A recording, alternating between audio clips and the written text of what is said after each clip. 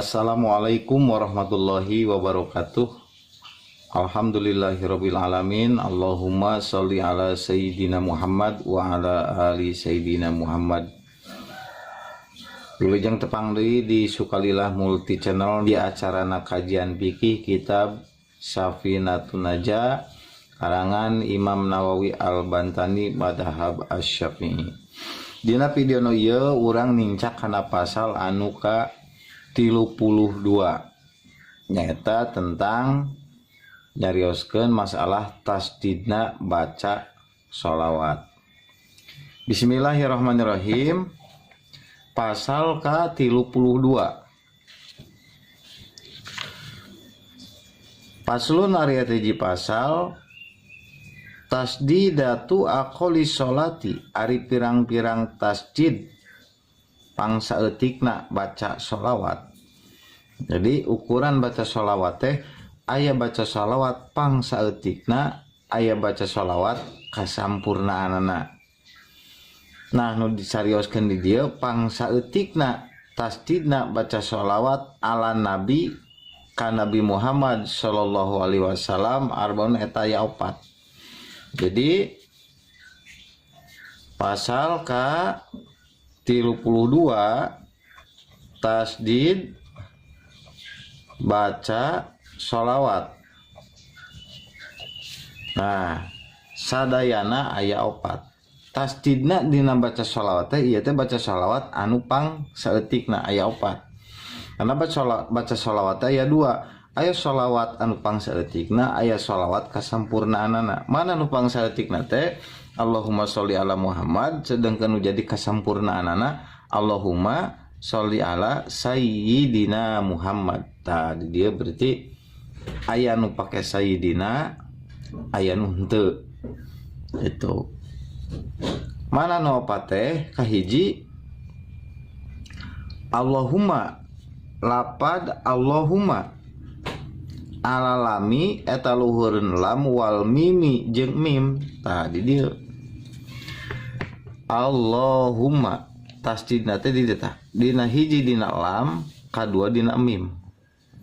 Allahumma berarti teh hiji berikut duanya dina lamna lapad Allahumma jeung mimna Allahumma gitu. Nah jadi macana teh ulah Allahumma, nah, tapi Allahumma tuluy sholli ala lami tasdidna lapad sholli teh ala lami luhureun lam katilu di dieu berarti luhureun lam. Nah dina sholli na sholli tah ieu Allahumma sholli ala Muhammad kakara kaopat dina mimna lapad Muhammad. Nah pangsaeutikna tasdid dina baca sholawat teh aya 4. Allahumma sholli ala Muhammad. Tadi nana tepan teh ieu mah misti dilibatkeun tasdidna dina baca sholawat teh. Ari kasampurnaanana mah aya 5. Ketambihan Allahumma sholli ala sayyidina Muhammad tadina iya.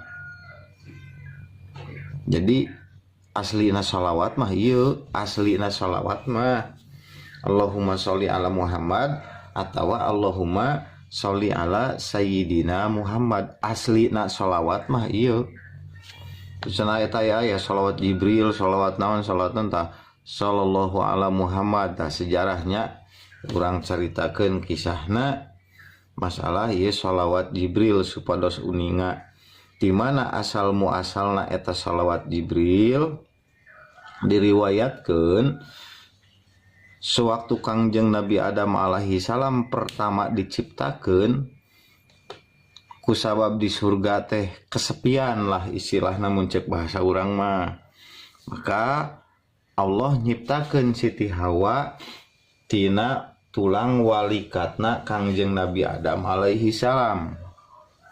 Jadilah Siti Hawa. tadina waktu eta Siti Hawa tos ngawujud katinggalian tah ku Kangjeng Nabi Adam ku bapa urang teh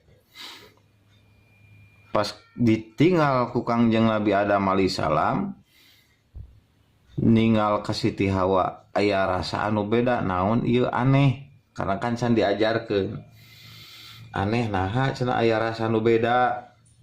Nah sarua kan zaman urang ge resep kumaha halus timbullah rasa nu leuwih di Kangjeng Nabi Adam teh aya birahi nu tarik ketika ningali Siti Hawa. Nah dorongan nafsu na kan manusia tetap da manusia Nabi Adam teh masing di surga ge aya nafsu teh ya dina waktu rek dirontok ku Nabi Adam dihalangan ku malaikat Jibril.